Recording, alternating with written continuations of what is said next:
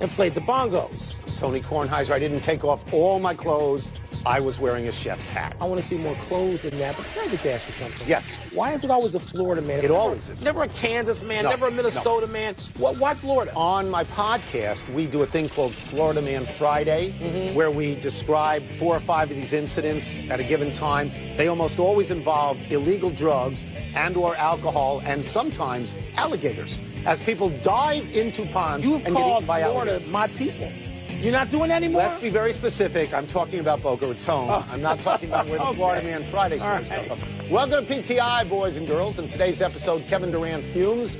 Markelle Fultz says the ball slipped. Sure. And Nick Saban won't sit Tua against the Citadel.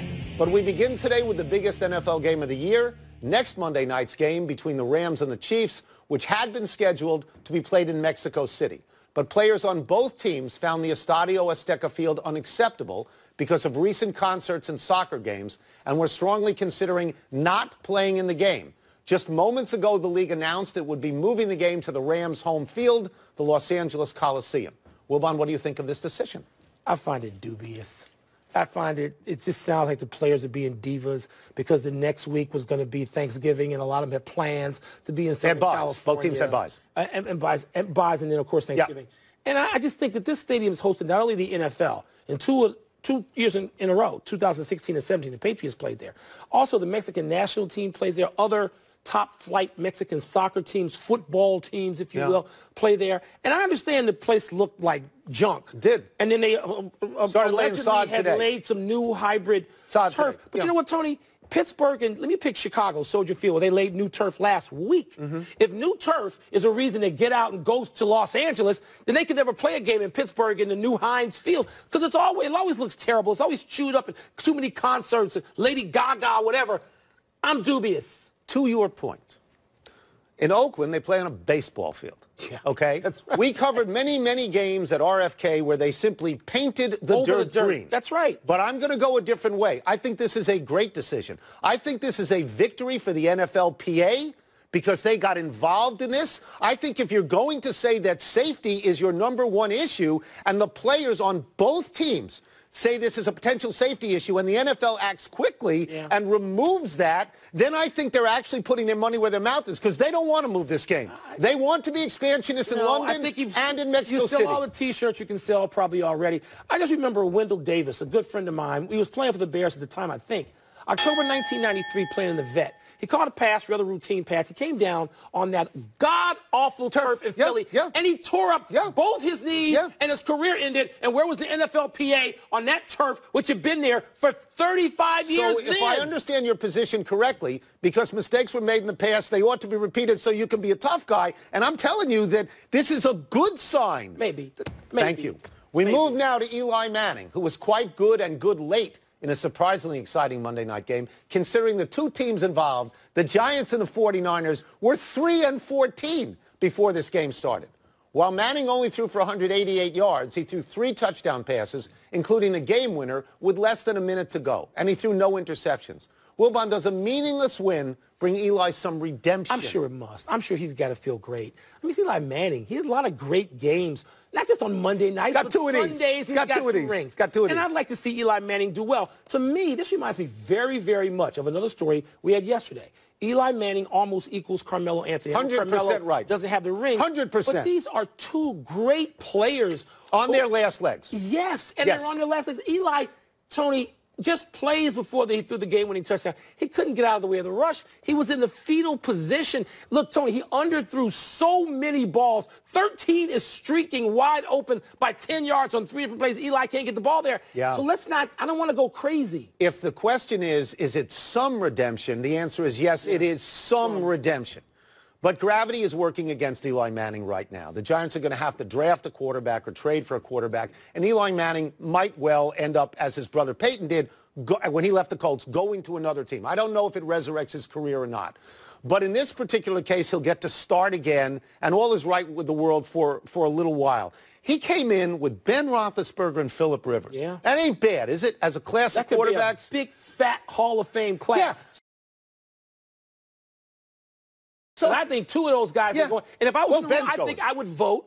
I would cast a vote, I believe, for Eli one who hasn't Let me mention won this about Super Eli. Bowl. I was surprised to find out last night. This was a great stat. You know who has the worst record to 500 of any quarterback in the NFL, in the Pro Football Hall of Fame? Joe Namath. Joe Namath. I think he's a game under. 62 and 63. Well, I don't know, but he's under. Yeah. Eli was +2, which means last night he's now +3. Mike. Eli's going to have to put on a rush to get over 500 and stay there, or stay over 500. Eli was 4-19 in his last 23 starts. I know. So this was good. I agree completely about Carmelo. I agree with that analogy. It's very similar. Agree. And I'm not only not gloating, I'm a root for both of them. I want both of them to end up as well as they can under the circumstances. The initial reporting of a Draymond Green-Kevin Durant spat late in last night's loss to the Clippers got barely a yawn out of me. They bicker routinely on the court, and it means nothing. But this appears to be different. In the wake of the squabble, which moved from the court to the locker room after the game, the team took time today to address the issue. Neither player has commented publicly yet, but Tony, these are the reigning champs. Big deal, little deal, no deal at all. I am inclined right now, as I sit here, to make it close to no deal because it's Draymond Green. Because 15 times a year, with teammates he has played with for 5 years who know him and love him, Draymond Green does this. He is a hothead, and it is forgiven. And at the end of this year, when the Warriors win another championship, people are going to say, well, that's Draymond Green. Now, the one thing that I think is a direct consequence that will happen is it will fuel story after story after story that Kevin Durant is going to leave after this year because he's a free agent, go to Lakers, go to the Knicks, go wherever. And I think that's the cycle we're in. But I'm close to no deal. How about you? I'm real close to no deal because I'm going to just relate one incident. It was a couple of years ago, and I think this was Super Bowl week. And they got into one of these things on the court, and I happened to be there covering the game. And I remember asking one or both of them, like the next day, like, does this ever mean anything? You guys do this a lot. And I think the answer was, we're watching the Super Bowl together. You want to come by? So there you go. And I learned, seriously, I learned then, because you watch them in the huddle. And my first response to talk to somebody who's around this today was to say, why is this different? And I think this appears to be different because the team addressed it. And then I think even the media members who cover the Warriors said, wait a minute. The team never got involved. But when Kevin Durant's a free agent, and if there was some talk about, why am I going to give the ball to him? But let me just say this. Draymond Green pulls the ball off the glass frequently, starts to break, finds his teammates. No one's ever accused him of being selfish because he's not looking to take the shot very often. And so I thought this was a little different, but I don't see it as being a big deal. Durant went like this, give me the ball. Yeah. And Green didn't give it. You know what? Draymond Green is not chopped liver. No. He's not. He's an all-star. Yeah. Okay? And Durant then laid back. Yeah. Okay, he didn't get up in the front court or anything like that. So I don't blame Draymond Green. That's just me. I don't. Did you see Markelle Fultz? I know you did. Double clutch at the foul line last night in the Sixers Heat game. It was brutal. It was. Everyone jumped into the lane assuming he shot the ball. Fultz said the ball slipped, but there's also this report from something called Hoops Hype that Fultz and his shooting coach have split up and no longer speak. Wilbon, Fultz has not attempted a three all month. So how concerned should your Sixers be? Yeah, I think they should be concerned. I thought they should have been concerned over the summer. They'll say it's part of the process because everything is part of the process. Lunch is the process.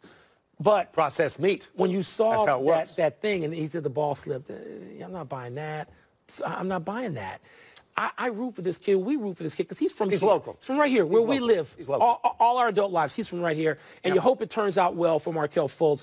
But, Tony, when you see he won't shoot outside the paint at a time. This is not 1962. People are lighting it up from everywhere from the time they're 8 years old, and he won't take a shot. He's the #1 overall pick, so this matters.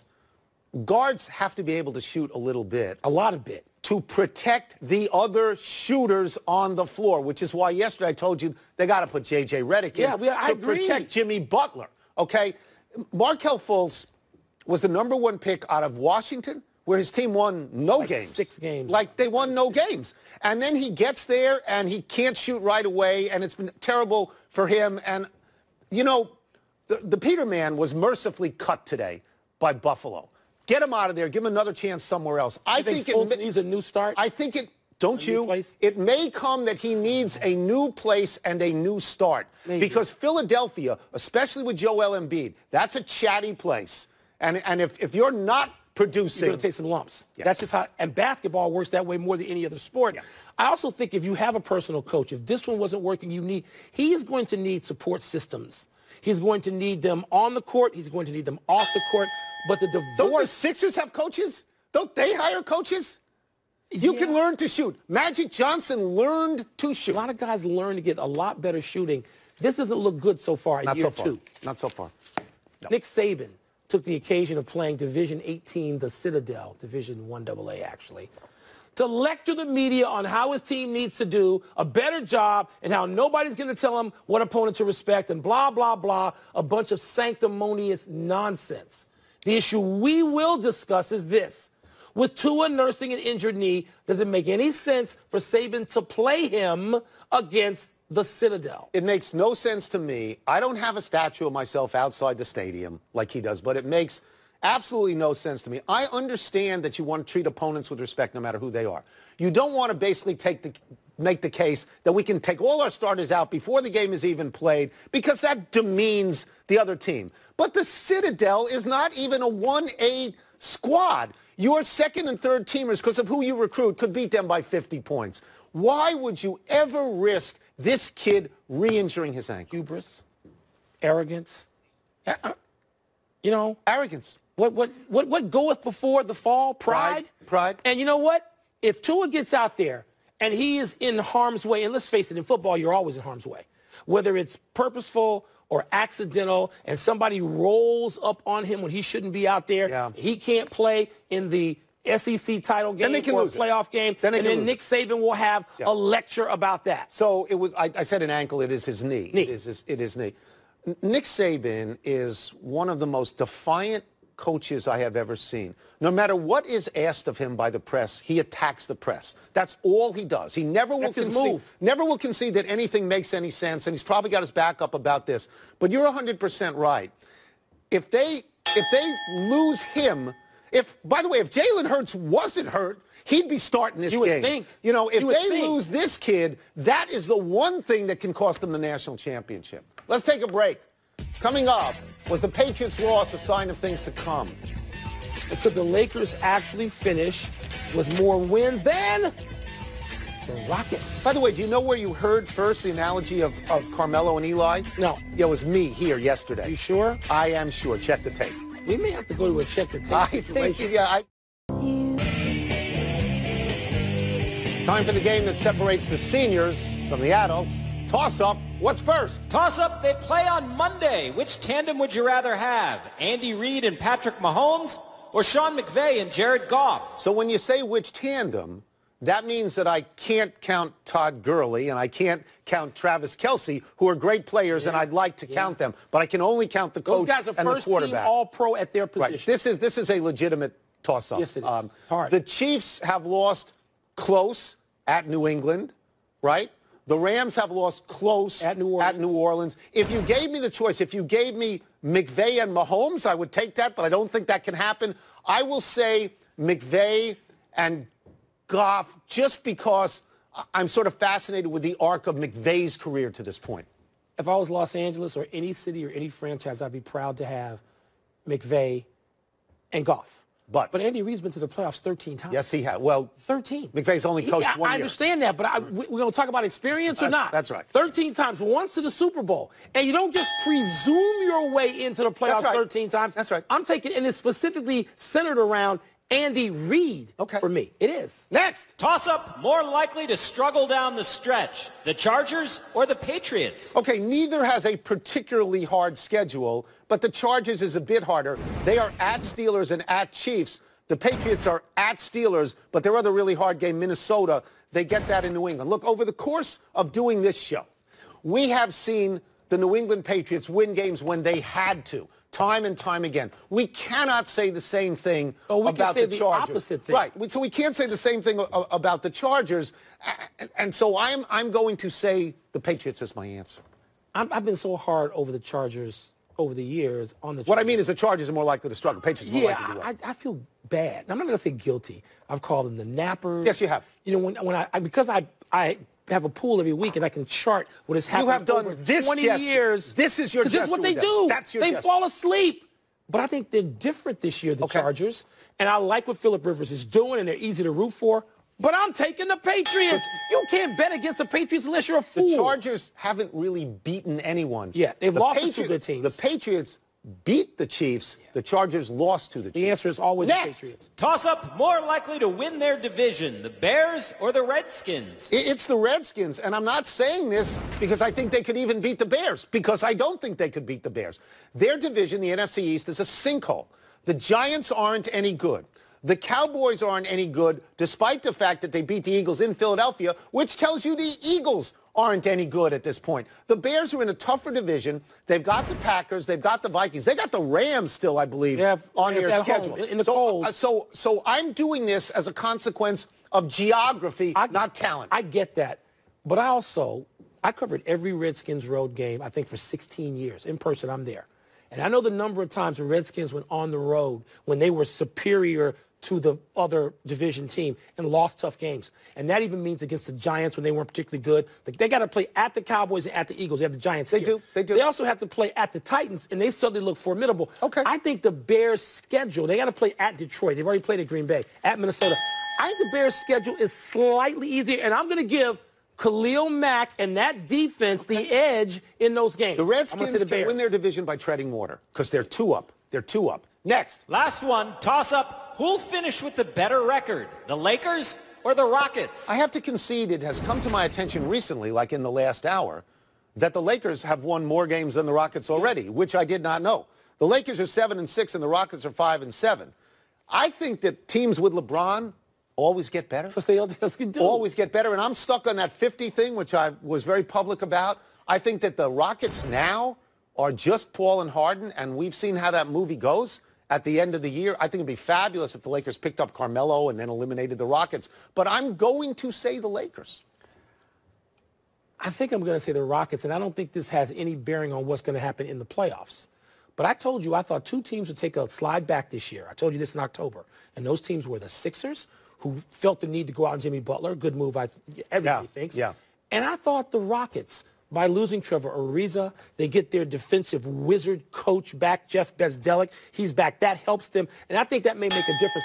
I think the Lakers will be better in the playoffs, but I think the Rockets will probably win more regular season games. That's it. Let's take one last break. Still to come, Le'Veon does not report to the Steelers by today's deadline. What happens now? What happens now? We don't have to talk about this forever. Is Hugh Jackson going to help the Bengals beat the Browns while being paid by the Browns? Is he cut loose to do what he wants to do? Marvin got him back. Okay. Yeah. Okay. Yeah, I think so. Is that fair? That was a good tandem. It's a good question, too. Seems. Are you sure? Happy time. People, happy 51st birthday, Jimmy Kimmel. We have been on his show, which was a huge thrill, but it was a long time ago. Hint, hint. Kimmel is a major sports fan, throws a great Super Bowl party every year. Yeah. Hint, hint. Hint, hint. At the World Series, Kimmel and his good friend and mine, Matt Damon, dressed up in fabulously connected T-shirts. Clearly because of the Red Sox, Damon got the last laugh. Could you have dropped any more names? No. I didn't think so. I thought I did a good job on that one. Happy anniversary to Jim Harbaugh and Pete Carroll. On this day 9 years ago, you played the What's Your Deal game. After Harbaugh went for 2 late in a shocking Stanford blowout of USC, Carroll asked Harbaugh, "What's your deal?" To which Harbaugh responded, "What's your deal?" Now, sadly, with Harbaugh at Michigan, these psychotic moments are lost to us. You think Harbaugh can win the national championship this year? What does he do afterward? He goes back to the NFL. Probably goes to the NFL and beats Carroll if he can. Happy trails, Karis LeVert. Oh, don't watch this. The Nets guard suffered what appeared to be a gruesome injury in last night's game against the Timberwolves, but reports today said it was just a dislocated foot. No surgery is necessary, and the Nets expect that LeVert might even return during this season. For those of you unfamiliar with Mr. LeVert's work, he is averaging 18.4 points per game for the Nets, which leads the team. You know, when you're sitting there courtside, as I often do, and you watch teammates and opponents react to an injury, they don't react to just everything. Guys have all been hurt. But those dislocations like Gordon Hayward last year, that's what I was going to say. And I saw LeBron literally have to compose himself. Those things are scary, and I'm glad that he doesn't have to have surgery. Players know. They know. They know who's hurt. And they're terrified it's going to happen to them, too. They feel for their teammates, but they know. One correction, Markelle Fultz's Washington team won 9 games. Oh, excuse us. Not 6. 9-22. Yeah, was not correct. Yeah. Let's go to the big Sorry. thing. Le'Veon Bell did not report to the Steelers by the 4 p.m. deadline and will now sit out for the season. What are your thoughts on this? I got one thought. James Conner. That's it. They got a running back. As Marvin Lewis coordinates the Bengals defense, he's hired Hugh Jackson to assist with the offense. This is a good move, isn't it? Some people are born to be coordinators more so than head coaches. Richie Pettibone comes to mind. Turner? The Redskins. North Turner. This is good. Hugh Jackson and Marvin, they're good eye couple. They are. The Wizards, your Wizards. Whoa. They've won back-to-back games. Are they out of their funk? No. Tom Wilson, his 20-game suspension is reduced. Available to play for the Capitals tonight. He reduced it. You surprised? Well, they apparently reduced it to 14, After but he's 16. already served 16. I'll tell you the truth, I had forgotten completely about him because he hasn't played in 80 games. He could be a catalyst for them. He's a great player for them. Last one, midweek action tonight, Western Michigan at Ball State. Who you got? Western Michigan's good. They can beat the big boys sometimes. Trust me, I know about that. We're out of time. Yeah, you know about Akron. We'll try to do better next time. I'm Tony Kornheiser. I like those Mac schools. I'm Mike Wilbon. Same time tomorrow, Knuckleheads. You can get the PTI podcast on the ESPN app or Apple Podcasts. Good luck to Maury Povich tonight at the Symposium in Maryland.